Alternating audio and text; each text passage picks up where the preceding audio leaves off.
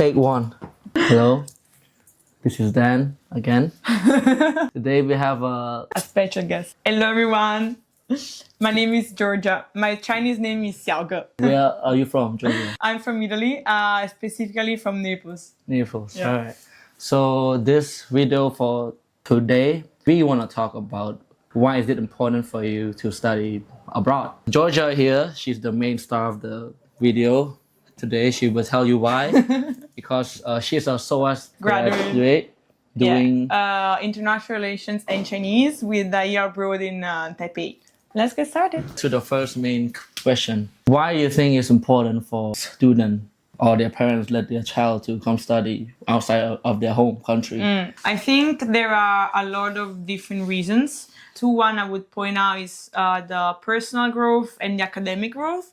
So in terms of like academic growth, I think the UK system has an advantage that, for example, Italian system doesn't have, which is developing student skills. It's not just about learning and knowledge, it's also about how you can put in practice those knowledge that you learn.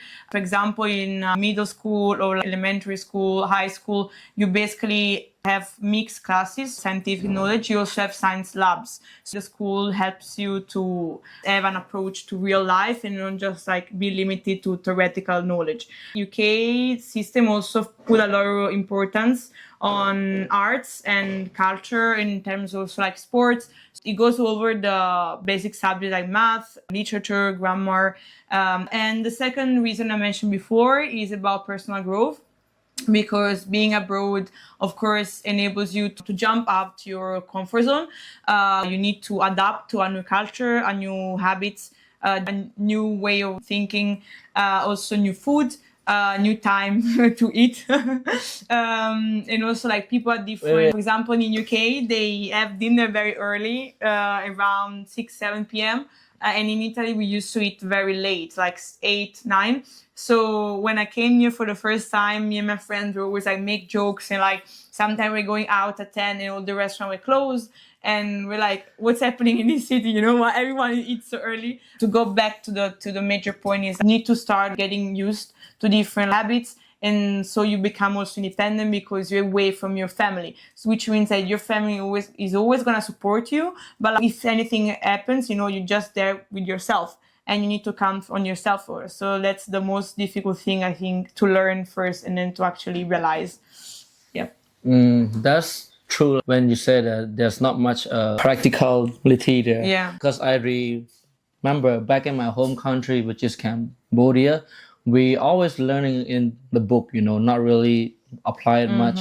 I'm sure there's like a bit of lab experience, but not that much. Because I'm working with a private school, which is like it's a range of people that goes when they are from 13 to 18, 17 years old. So they have general basic subjects of math, English, you know, history. But then the school put a lot of like focus on arts. So they have arts lab, they have sports lab. Every school has a swimming pool. Every school. Yeah, the majority of like it's not just about private school. Also, public school has swimming pool. You know, like football camps, whatever. It's not just not what you are in class. It's also like who you are outside class and how you can approach different things. You know, you need to learn. Life is not just about this thing about history. It's also about who you are as a person. And I feel like when you have the chance to develop like and also discover new sports and like new hobbies, it makes you grow personally. You're right. So you're basically trying to say that you are exposed to more different experience and not just by the book. Yeah, exactly. Also because, for example, in Italy, exams are based on what's written in the books, so you're not pushed to think critically. So I did my first essay in global history, and it was like, you know, like a 2.1 grade, so it was okay. But then my teacher commented my essay and he said, you did good because, of course, what you wrote, everything is right. But your grade is not the highest because you just said what other people said, you know? You just puzzled other people's thoughts and you put them together and like, where is your opinion? And I'm like, no one actually ever asked me for my original opinion in school. Like in Italy, it's everything about how much you know about these people, you know, what is these people saying. You say you come study abroad, it makes you think outside of the box and not just go with the main Yeah, with the main stream path. Yeah. thought. Do you recommend the people from outside, like from Asia, from different region, to come study here? I think in a UK. way I do. What do you mean in a way? So if you think as a parent, of course it's hard.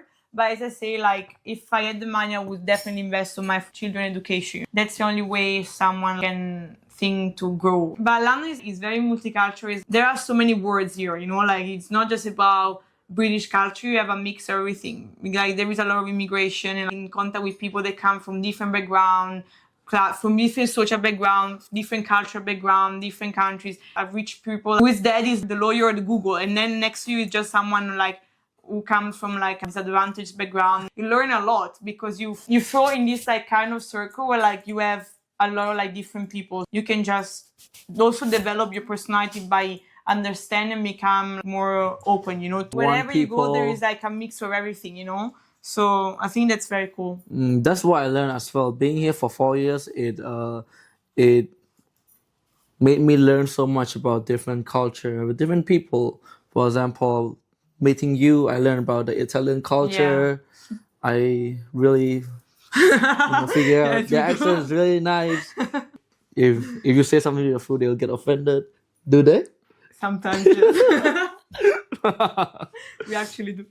Because it's not only about the new people, but it's also about a new experience. About, for example, I'm going to different culture, trying different foods and all that. There's a lot of room for growth as well. I think London is that city where you think that everything is possible.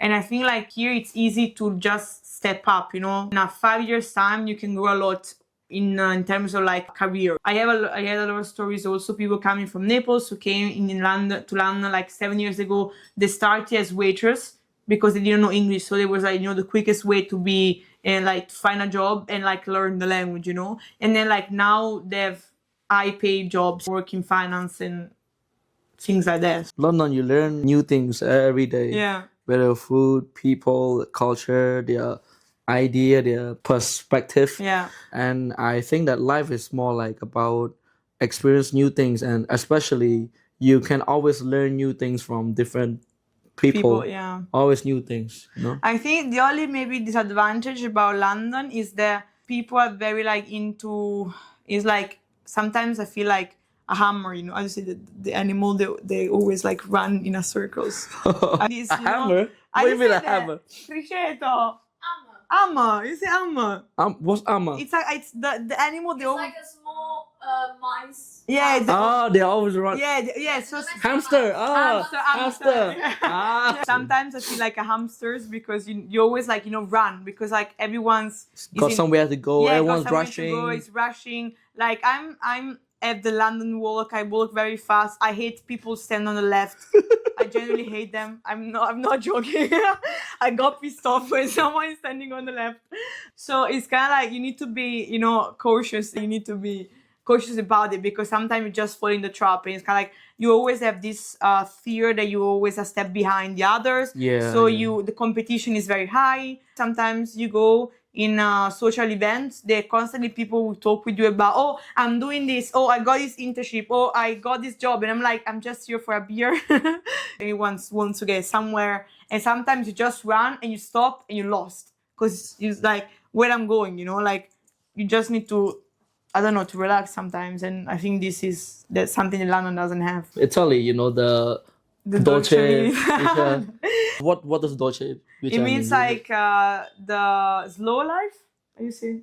It's like enjoying life. Yeah, it means the enjoying life. The sweetness of life. Yeah, enjoying life. That's the doing nothing, right? In London, I think people don't have this art of doing nothing because even the social events become like you need to put them in your agenda. You feel like if you take a little bit of time to take a break, you behind. Yeah. What do you think of the job market here? Like, the chance of you getting a job after you graduate? I feel like competition is high because even if there is like a niche field, in that niche field there are still a lot of people because the people who come here to study and work, it's a lot, right? I think like the most easiest way to actually get a job in London is either you start with an internship, you use like your basic connection to just get an internship, also like you just send application constantly, and then you try create and build connection and contacts with like maybe, I don't know, the manager, and try to ask them if they can give you an opportunity after. So it's like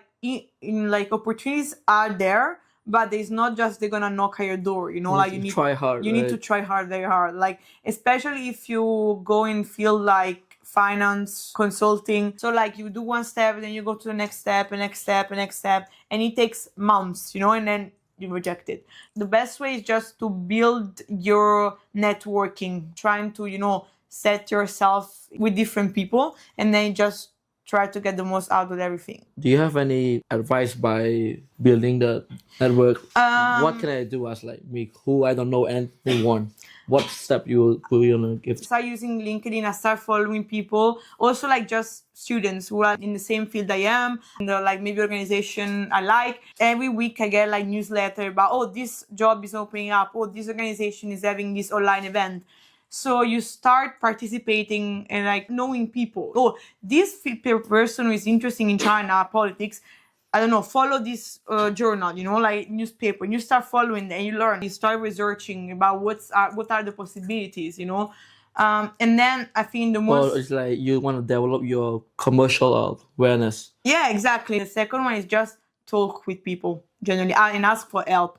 Because like before for me, I was feeling a bit ashamed, you know, to ask for help. Yeah. Like why I should, you know, why I should contact someone who is like a delegate in the Italian embassy in China. I'm just gonna ask him for like, can we share some ideas? I want to learn how you end up there. And there are people who actually are willing, you know, to talk with you because they have been in your situation before. There are people who don't even like read your message, you know.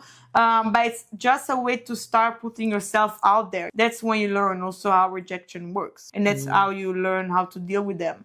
Yeah, the best thing is just be humble and talk with people. Ask for help. Something is going to always come back to you. And it did. That's why I ended up having this internship. It's in a Chinese company that's called KYX. And we do education consulting in the marketing, in the media sector, in the media department. She does TikTok. She trying to spread the content as well about why it's important for students to study abroad. Yeah. And here's her ads, Instagram, yes, TikTok. Guys, follow. me. Yeah. All right, it's time for the next question. Let's go. What's the one thing that, based on your experience or interaction with other students as well, or parents that want their student want to study abroad, what's their one main concern that made them hesitate to let the children study here? I think the main concern is gonna be how your children is gonna actually adapt in the country, if he's gonna like his new life, if it's gonna be easy for him to actually create a new habits in the new country. Are you happy there? Do you enjoy what you're doing? How safe are you in the country? Because you're not under our eyes, so we can't control what you're doing. And it's easy for like a 17, 18, 19 years old to just be with the wrong people. I'll admit more because I think I'm more mature, so I'm more aware. But when you're young, you just go for fun, it. You want to have fun, yeah. Explore the world, so adventurous. But when you get more old, more mature, you start being aware of the problems, you know, or safety problems, you know. You think twice before I think once, and I just go for it. Yes. Yeah. But then you learn from it, right? Like of course. I learned from my mistake. As a teenager, you learn from your mistake. You learn, oh, now I know not to do this. Now I know how to think twice. Every time I go back home, I'm a different person every time, and I'm more mature, and I learn something new, and then I go back home, and I'm like, but you people are still the same. Not in a bad or negative way, you know, but just but that's normal because you live your stable life, and the input are not that much, you know what I mean? Like you live in your comfort zone, you go out with the same people, you're a circle of friends. Yeah, okay, maybe you travel and everything, but it's different when you put in an international situation where my first year here in studying here, London, I thought that everyone will be kind and friendly as back home. No. Holy shit. They were not being kind, they were like individualistic. For me, the one essential skill that I learned from studying abroad is that adaptability. Yeah. I'm able to adapt to how things change, adapt to different culture, adapt to different social settings, talking with different people. But I believe that all this uncertainty, all this hardship, it is the moment where you learn the most. I think most international students think, oh, what do I do? How do I make friends? Will I adapt to the workload? Will I know the language? But eventually, that's what we all thought. We all have this doubt, self-doubt. But in the end, you just do it and you learn from it, right? Yeah. And actually, I wanted to get back to a point that you just said, because you said like you learn a lot by yourself. And I think that's one of the things that I actually realized in my year abroad in Taipei. Taipei. Because so at that point, I thought I was a person who liked specific things. And then I start interacting with people completely different from me, in the sense that they were like in spiritual activities or like yoga, photographies. And those are all things that I always thought about. I discovered my passion. I started doing yoga for a year. I went to a yoga retreat. Oh, really? Yeah, like I became a yogi, Damn. I did Guru, yoga guru. I started doing photography. I bought a camera.